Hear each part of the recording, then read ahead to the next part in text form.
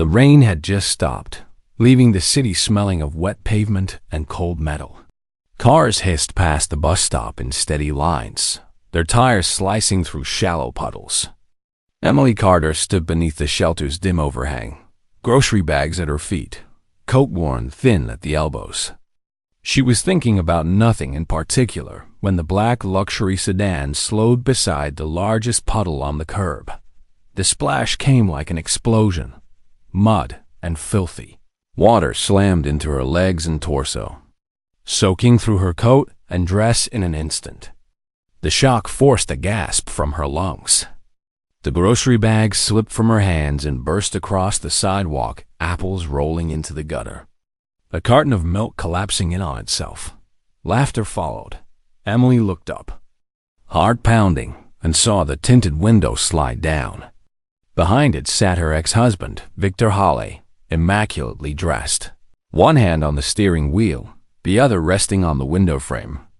Beside him, draped in diamonds, sat Lila, his new wife, her manicured hand pressed to her mouth as she giggled. "Well, look at that," Victor said lazily. "Didn't see the puddle." His eyes told a different story, cold, deliberate, satisfied. Lila leaned forward, delighted. "You should really get a car, Emily. Walking in the rain is so tragic." The light turned green. The window slid back up. The car pulled away, leaving Emily drenched, shaking, humiliated in front of a dozen silent strangers. A young man helped her gather what remained of her groceries. "That was messed up," he muttered. "Are you okay?" Emily nodded, swallowing the tightness in her throat. "I'm fine." But nothing about it felt fine. She rode the bus home in wet clothes, staring out at a city that once bowed to her when she was Mrs. Victor Hawley. Charity galas, black tie dinners, magazine spreads. All of it vanished after the divorce, along with the house, the friends, and the man she thought loved her. Her phone buzzed. "Daniel, just landed. Can't wait to see you. How was your day?" Emily stared at the screen. Her fingers trembled as she typed. "Emily, interesting. I'll tell you when you get home." She slipped the phone back into her pocket and allowed herself the smallest secret smile. Victor had no idea that the woman he just humiliated at a bus stop had married into one of the most powerful families in the country 3 days earlier. No idea that the modest townhouse she was walking toward was secured by private guards he would never see. No idea that the quiet man counting the minutes until he could hold her again was the son of the Prime Minister himself. Inside the townhouse, warmth wrapped around her like a blanket. She showered the mud away, but not the memory of Victor's smirk. When Daniel's voice sounded from the doorway an hour later, the last of the day's tension finally broke. "You're home," she whispered. He crossed the kitchen in 3 strides and pulled her into his arms. "What happened?" he asked softly. Emily hesitated only a second before answering. "Victor splashed me with his car." "On purpose?" Something dark flickered across Daniel's calm face. "Next week," she added quietly. "I don't want to hide anymore." He searched her eyes. Then he nodded. "Then next week, the world will know." And somewhere across the city, Victor Hawley slept peacefully, unaware that his petty cruelty had just accelerated his own reckoning. 8 months earlier, Emily Carter's life had collapsed in the quietest way possible. Through a set of hotel receipts tucked carelessly into a suit pocket. At first, she tried to explain them away. Business travel, client meetings. But deep down, she already knew. The private investigator confirmed it weeks later with photographs that made her physically ill. Victor with another woman. Victor with Lila. In hotel rooms. In empty parking lots. In places where vows went to die. When Emily confronted him, he didn't deny a thing.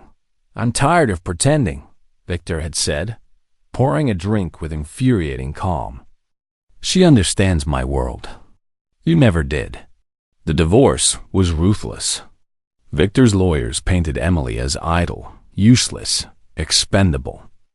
The woman who gave up medical school for him became dead weight in court. When it was over, Emily walked away with a small settlement and nothing else.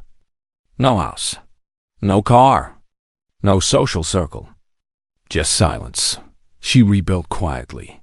She took a front desk job at a small clinic. She volunteered at a children's hospital. Slowly, purpose returned where dignity had been stripped away. It was in the hospital garden that she met Daniel Wright, a man with kind eyes, simple clothes, and a habit of listening as though every word mattered. Their friendship grew in the spaces between patient visits and broken cookie machine jokes. He never spoke of his family. She never spoke of her past. They met as two people trying to breathe again. When Daniel finally told her the truth that his father was Prime Minister Robert Wright, Emily had laughed at first. Then she cried. Then she understood why he had waited. He didn't want to be chosen for his name. And Emily, broken and starting over, didn't want to be judged by hers. They married quietly 3 months later in a private garden ceremony. No press, no cameras, just family and truth. Meanwhile, Victor's world was quietly decaying. His investment firm fell under federal investigation. Accounts were frozen. Lawsuits stacked higher than his pride. The mansion he fought for was bleeding money. Lila grew restless as luxury thinned. The man who once owned the city's skyline could barely hold on to his own reflection. Still, Victor believed Emily was beneath him now. And Emily? She was planning a gala, a medical outreach foundation she built from scratch.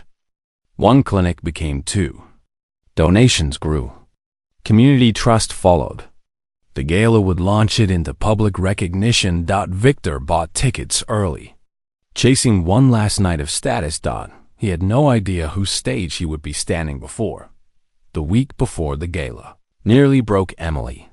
Donor confirmations fell through. The venue demanded last-minute adjustments. A shipment of medical supplies was delayed at the border for reasons no one could clearly explain. Every night, she collapsed onto the couch beside Daniel with paperwork spread across her knees. You don't have to do this alone. Daniel reminded her again and again. She smiled tiredly every time. I know, but I need to prove it to myself. At the clinic, patients lined the halls. Mothers with exhausted eyes. Children with coughs they couldn't afford to ignore. Emily found strength in their trust, even as pressure mounted in her chest. One morning, a woman named Rosa arrived with her teenage son, who had been hiding chest pain for weeks. They diagnosed a heart condition that could have turned fatal without intervention. When Rosa realized treatment would cost her nothing at the foundation, she wept into Emily's hands. That night, Emily whispered to Daniel, "This is why it all matters." Daniel only kissed her forehead and said, "Then no one gets to take this from you." Across town, Victor was unraveling. The investigation destroyed his remaining clients. Lila began packing designer clothes into suitcases, just in case. Their conversations turned sharp, transactional, empty. One night she shouted, "I didn't marry failure," and left. For days without answering his calls. Victor's anger needed a target. He found it at a bus stop in the rain. The memory of Emily standing soaked and silent haunted him more than he wanted to admit. For the first time, he wondered not with remorse, but with discomfort, whether he had misjudged the woman he discarded. But pride kept him blind, and the gala drew closer. The ballroom glowed with crystal light and quiet anticipation. Musicians tuned their instruments. Volunteers moved with clipped urgency. Emily stood backstage in a midnight blue gown, heart racing in her chest. "You ready?" Daniel asked, "As I'll ever be." The doors opened. Guests flowed in: donors, journalists, civic leaders. Then Victor arrived with Lila draped in gold. He scanned the room with the familiar air of entitlement, never once imagining the truth waiting beyond the stage lights. The first half of the evening, past in a blur of speeches and testimonials. Patients spoke of lives saved, of dignity restored. Donor cards filled. The room leaned in. Then Emily stepped to the microphone. "My life fell apart once," she said steadily, "and I believed it was the end. But it turned out to be the beginning." She spoke of rebuilding, of medicine, of access, of the quiet heroism of nurses and volunteers. Then she paused. "There is one person who stood beside me before any of you knew my name." Daniel moved to the edge of the stage. "3 months ago, I married him in private," Emily said. "Tonight, I want to share that truth openly." Gasps rippled as Daniel joined her and took her hand. "This is my husband, Daniel Wright." The room erupted when faces recognized him. The press surged forward. Applause thundered. Shock fractured every corner dot at the very back of the ballroom. Victor's world stopped. His ex-wife. On stage, married to the Prime Minister's son, founder of a thriving foundation. The mud he splashed on her felt suddenly like it was drying on his own skin. Emily could have ended the night. There was silence and satisfaction. Instead, she leaned back toward the microphone. "We still have work to do," she said. Outline after outline of expansion plans followed: mobile clinics, school partnerships, new facilities in forgotten neighborhoods. The donation goal doubled within minutes. Then tripled. Daniel watched her shine without overshadowing her once. Later, amid the rush of congratulations, Victor approached her. "Emily," he said hoarsely. "I didn't know." She studied him calmly. "You didn't want to know." "I was wrong," he said. "About everything. I know." For the first time, Victor tried humility. "I'm sorry." Emily searched her heart. The apology came too late for wounds, but not too late for truth. "I forgive you," she said quietly. "Not for you. For me." Then she walked away without another word. That was her act of courage, not revenge. Not cruelty, but release. The next morning, headlines flooded every screen. But more important than the attention were the phone calls, communities asking for clinics, nurses applying, volunteers offering their hands. Donations poured in from strangers who believed in what she built. Emily sat at her kitchen table with coffee growing cold beside her, phone buzzing nonstop. Daniel covered her trembling fingers with his own. "You changed lives last night." "We changed them," she said. Across the city, Victor sat alone in his darkened study. Lila's closet stood empty. Lawsuits loomed. For the first time, he truly understood what he had destroyed and how little money could shield him from regret. Emily, once reduced to nothing in his eyes, now stood beyond his reach, not by power, but by purpose. And that realization hurt more than any loss of status ever could. Victor eventually sold what remained of his empire. He moved into a quiet apartment with no view worth boasting about. There were no reporters at his door anymore. Emily never looked back. The foundation expanded into 3 neighborhoods within a year. Children were treated.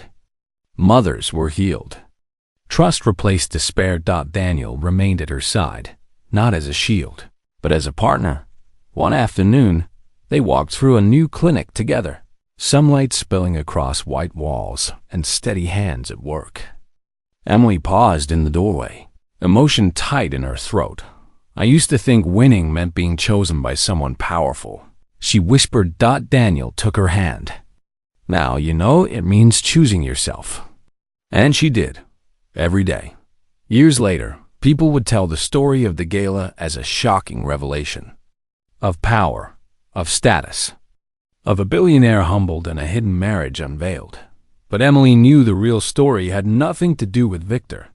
Wealth or public astonishment. It began with loss, with standing alone at a bus stop in the rain. With choosing to rebuild when bitterness would have been easier. Victor splashed mud on a woman he believed was nothing. He never realized she was already standing on the foundation of everything he could never control: self-worth, resilience, and love freely chosen. And that is the quiet truth the world often forgets. You can take a person's comfort. You can take their name.